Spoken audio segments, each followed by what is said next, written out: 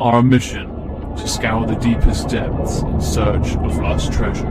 With the help of my trusted crew, we get to the bottom of it.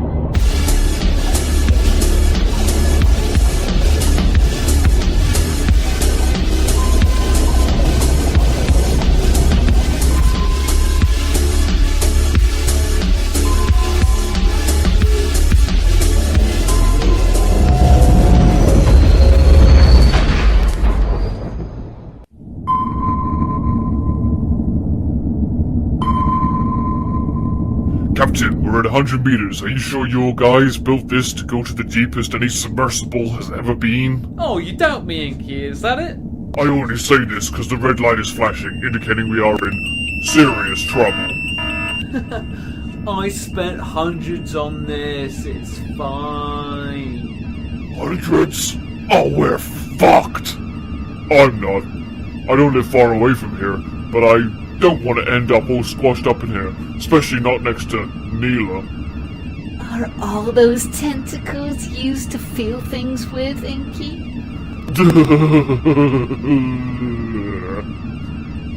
Come on, don't be shy, else you'll pop and squirt your ink all over me.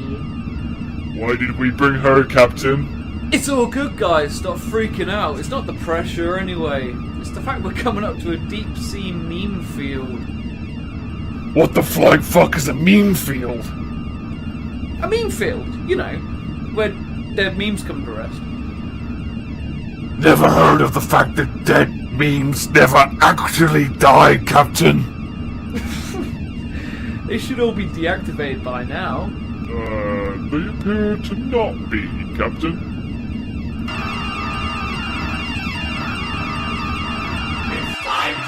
Let's ride it out.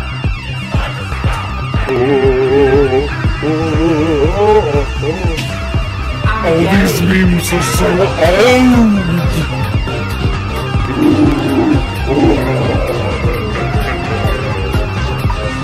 Look it, stop, Captain! Please!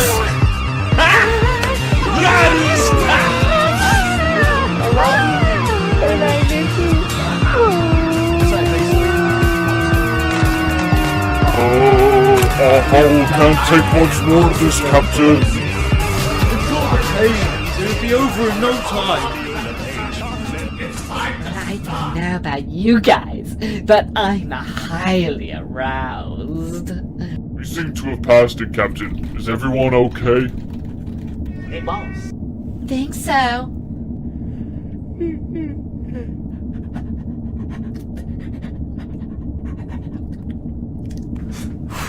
Well, this wasn't for nothing. Check this huge signature.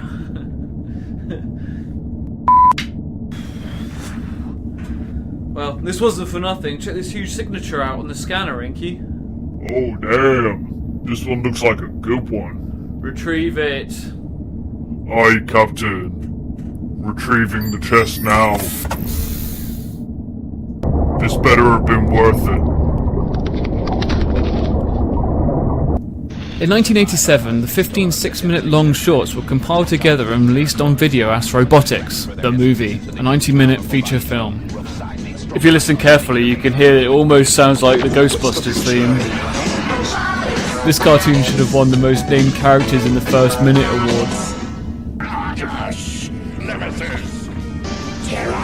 Nora scared of ghoul. Stegor. Grunt! All these robots are like the most janky ass things you'll ever see. They're so clunky. No wonder why the Transformers made it and these abominations didn't. It's kind of a knockoff Transformers and was created by the Milton Bradley company through Sunbow Productions, the same team behind the animated G.I. Joe series, as a way to flog their toys. It was just done in a clunkier way, and even used the background music from the original Transformers series.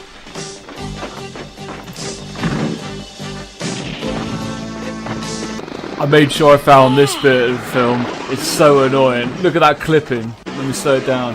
God, it irritates me.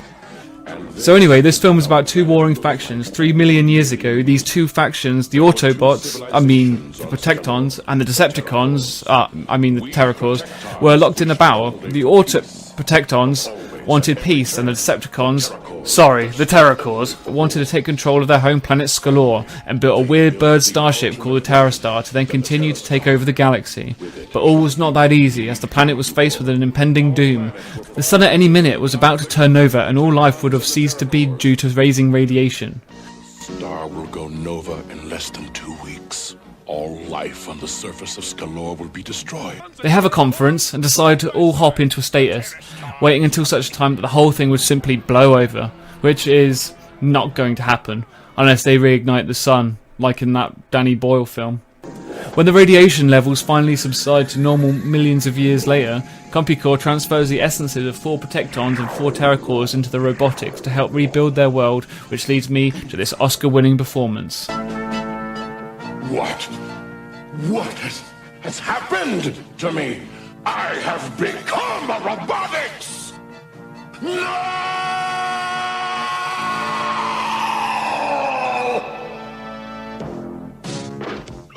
You imbecile!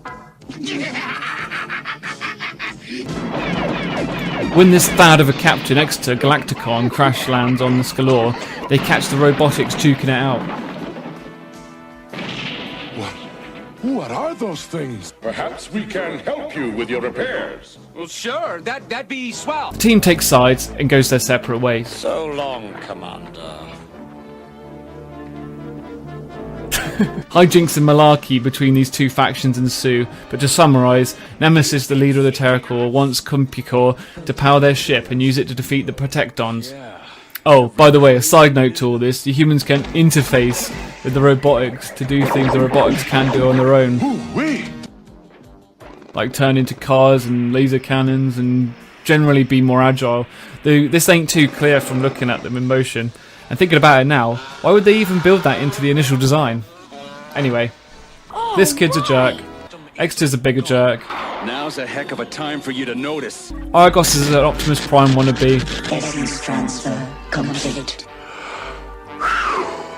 And going out with this robot, that wasn't made clear throughout the whole film. Nuts. This robot loses her legs every 5 minutes. Stiff! My front legs are inoperative! Nemesis, doesn't trust anyone to do a good job. With good reason, I suppose, though has to interface with this douchebag Knork for an edge. There's rock people in it somewhere. Robotix needs crystals to power themselves, like Energon cubes or the Allspark.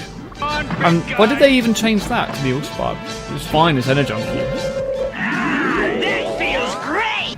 The actual on-screen death of an enemy, which you didn't see much back in those days. It's not over till we're both corpses. So anyway, at the end, Exeter pilots the Terrastar into an asteroid and escapes to Skalor. The end, I guess. Or is it? It was. The franchise died quite soon after this. Oh, and the remaining humans feel like they want to stay on some shitty rock of a planet for the rest of their lives. For some reason. We stay! So, did I sell it to you, Inky? Did you fuck? What the hell did I just watch? Okay, so I gotta give it an Inky score anyways. Time did not do this well, and although it was one of my captain's favourite TV shows at the time, it has really shown its age. An okay plot, a plot with many holes in it mind, a roster of many purchasable characters for the young and dumb to bug their parents over. This was obviously a ploy to cash in on more of the Transformers franchise, with to much less effect. Didn't care much for the characters with their supreme lack of depth and bad voice acting. Oh, and side note, the voice of Nemesis was actually voiced by the guy that was the Optimus Prime. If you didn't grow up with this, it ain't worth your time, unless you want a bit of a laugh, I guess. I give it 5 squids out of 9. Let's get the hell out of here, Captain.